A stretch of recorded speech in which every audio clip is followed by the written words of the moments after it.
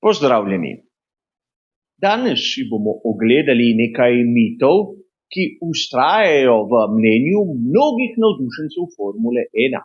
Govorili bomo o dolivanju goriva in superiornosti arhitekture V10.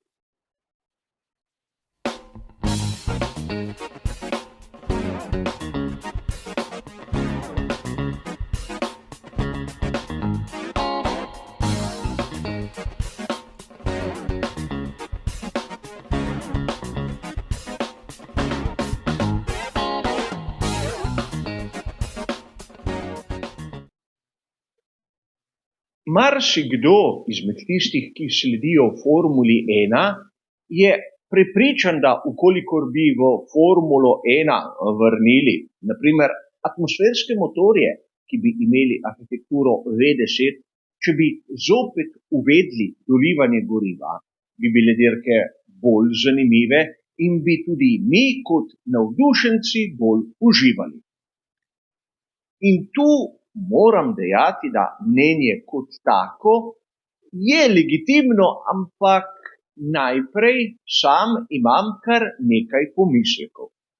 Namreč, že ko govorim z nekom o obdobju motorjev arhitekture V10, kdaj pa kdaj nastanejo rahli dvomi. Namreč, ko je pravilnik zapovedoval arhitekturo motorja V10, je bilo to med letom 2000 in koncem sezone 2005. Predtem je bila arhitektura prosta, ampak od leta 1996 naprej nismo imeli več motorjev V12. Ferrari je bil zadnji, ki ga je uporabljal leto poprej. In marsikdo se bo sedaj začel spraševati, zakaj so se pri Ferrariju odrekli znameniti arhitekturi V12, če je še danes nekako njihov simbol, predvsem iz tistega obdobja. Enostavno, ker se ni splačalo. Več valjev, kot ima motor v standardni kubaturi, višjo porabo ima, kljub moči, ki jo doseže. In da se ne bomo preveč zgubljali v teoretiziranju, bi vam rad zadeve pojasnil seveda izjemno poenostavljeno. Če si predstavljamo, da ima motor V6, V8, V10 ali V12 enako razmerje med premerom bata in njegovim hodom, nam bo takoj jasno, da ob konstantni hitrosti bata v vseh 4 primerih bo v primeru motorja V10 napravil več obratov, ker bo imel krajšo pot v milimetrih za prepotovati med najvišjim in najnižjim položajem in bo seveda to gibanje spremenil v samo vrtenje. Nekdo bo sedaj dejal, a ni to v redu, da imamo visoke obrate, ker se jih dobro sliši. A rad bi vam povedal, da dirke Formule 1 niso simfonični koncert. Seveda, mnogi komaj čakajo, da slišijo tisti prodoren zvok in priznam, tudi sam rad poslušam lepo nastavljen motor, ampak visoki obrati avtomatsko pomenijo višjo porabo. 4-taktni motor pomeni, da vsaka 2 obrata tiste glavne gredi je napravil motor vse 4 faze. Več kot je obratov na minuto, večkrat je obrnil kompleten cikel in posledično porabil več goriva. In sedaj razumemo, zakaj naprimer V12 je bil opuščen, kajti imel je več moči, ampak bistveno večjo porabo. V8 seveda v nasprotni smeri v tistem obdobju je imel bistveno manjšo porabo, ampak tudi manj konjev. Zato je bil V10 tisti enkratni kompromis. Ampak danes imamo prisilno polnjenje, motorje, ki imajo arhitekturo V6. Ampak v tisti prvi turbo eri v 80 letih, verjeli ali ne, so skoraj da vsi uporabljali to arhitekturo pri približno takšni kubaturi. Imamo primer Honde, Ferrarija, tak Porsche in vidimo lahko, da pravzaprav kot arhitektura niti ni tako zgrešena. A verjamem, mnogih ta argument ne prepriča, kajti kaj nas briga, če lahko višjo porabo nekako izničimo z dolivanjem goriva. In tu, preden se lotimo seveda razprav o smiselnosti dolivanja goriva, bi vam rad na hitro predstavil zgodovino tega elementa v svetu Formule 1. Verjeli ali ne, že od samega začetka je bilo dovoljeno dolivati gorivo v postanki. In tam v 50-ih so postanki trajali, lahko bi dejali, precej. A zanimivo je, da leta 1957, mislim, da je bila velika nagrada Nemčije, se je zgodilo nekaj, kar je trend obrnilo. Pri Ferrariju so izbrali strategijo, da se ne bodo ustavili čez dirko, nataknili so tršo mešanico pneumatik na platišča in rezervoarje napolnili do konca. Pri Maseratiju, kjer je vozil Juan Manuel Fangio, so izbrali rahlo bolj mehkejšo mešanico in rezervoar napolnili samo do polovice. Zgodilo se je, da na tistem postanku se je kot pričakovano nekaj malega zlomilo in Fangio je moral v tisti zadnji polovici voziti kot nor. V 10 zaporednih krogih je 9-krat popravil rekord proge in na koncu je pred Mikeom Hawthornom imel prednost slabih 3 sekund. In to je bil dokaz, da se postanek z dolivanjem goriva in posledično tudi menjavo koles ne splača. V naslednjih sezonah je bilo to še zmeraj dovoljeno, ampak nihče se tega ni posluževal. Do velike nagrade Avstrije leta 1982, kjer je Gordon Murray prišel na idejo, da bi se pa lahko splačalo kaj takega poizkusiti. Namreč videl je, če se ne motim, nesrečo pri Alenu Prostu, ki se je sredi dirke ustavil, da je zamenjal prednji aerodinamični stabilizator in poleg tega so mu še zamenjali pneumatike. Svežim setom je bil v drugi polovici bistveno hitrejši. In Gordon Murray v svoji genialnosti je dejal, kaj pa, če bi mi to naredili nalašč. In pri ekipi Brabham na tisti veliki nagradi Avstrije lahko vidimo prvi moderni postanek z dolivanjem goriva. In če smo prav natančni v tistem obdobju, ki zanima mnoge privržence, govorimo o dolivanju goriva med sezonama 1994 pa tja do 2010. Dolivanje se je ukinilo iz 2 razlogov. Prvi je bil varnostni, ampak drugi, bistveno bolj pomembni, je bil logistični. Vsaka ekipa je rabila vsaj 2 seta za dolivanje goriva, kajti enega so morali imeti v rezervi in jasno je, da so bili potni stroški izjemno visoki.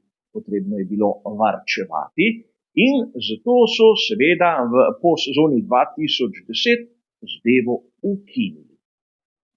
Ampak mnogi boste sedaj dejali, kljub vsem mojim argumentom nisem še pokazal, zakaj motor, naprimer V10 ali pa predvsem dolivanje goriva, naj ne bi prineslo tistega, kar si mnogi dobesedno želijo.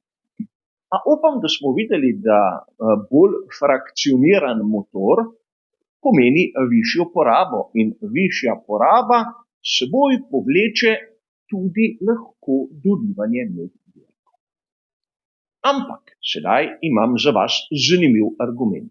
Kaj je dobra dirka?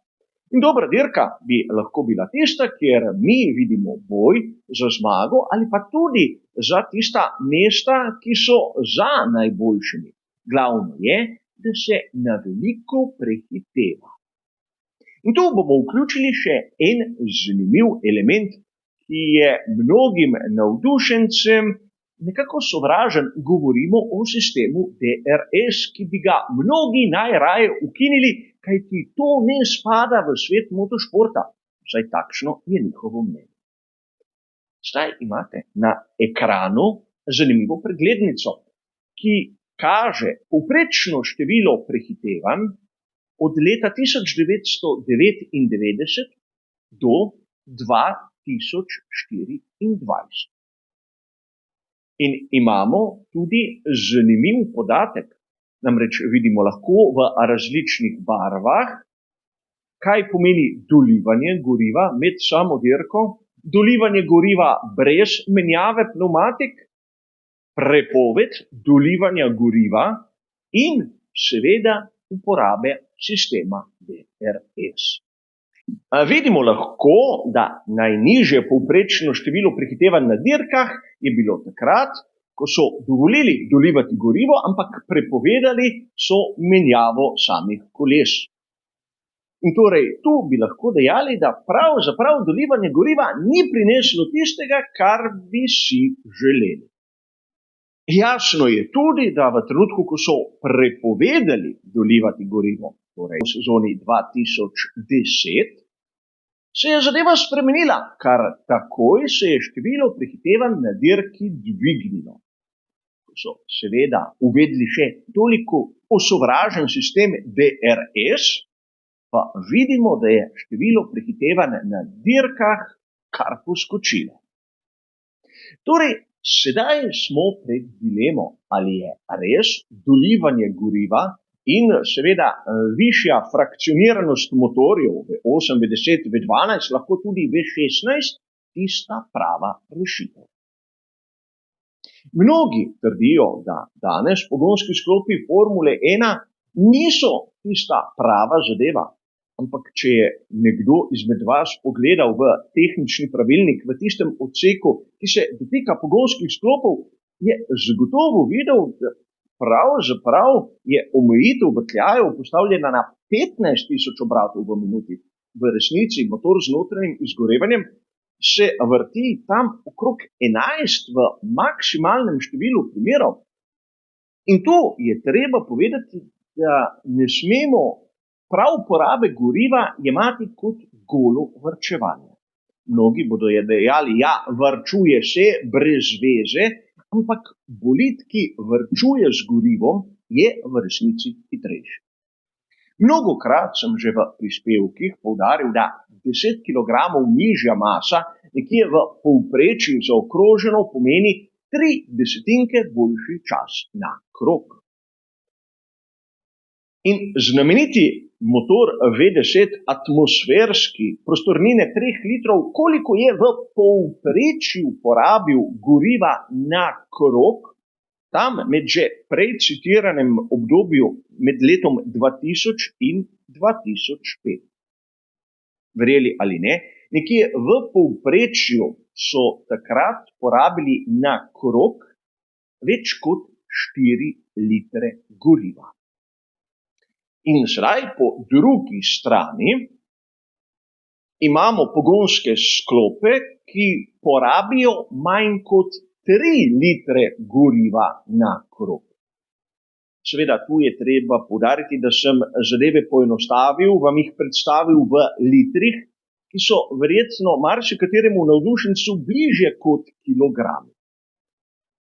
Ampak pretvornik je približno 0,75, malce manj, odvisno od temperature, ampak ne bomo se sedaj izgubljali v podrobnosti. Sedaj se lahko vsakdo izmed nas vpraša, ali tisti primer, ki sem ga povedal na začetku, okrog velike nagrade Nemčije, lahko drži še danes. Če bi imeli na progi bolid, ki ima pogonski sklop in varčuje z gorivom, in onega, ki ima arhitekturo V10 ali V12, ampak lahko doliva med samo dirko tisto gorivo, ki ga je porabil, kdo bi bil hitrejši.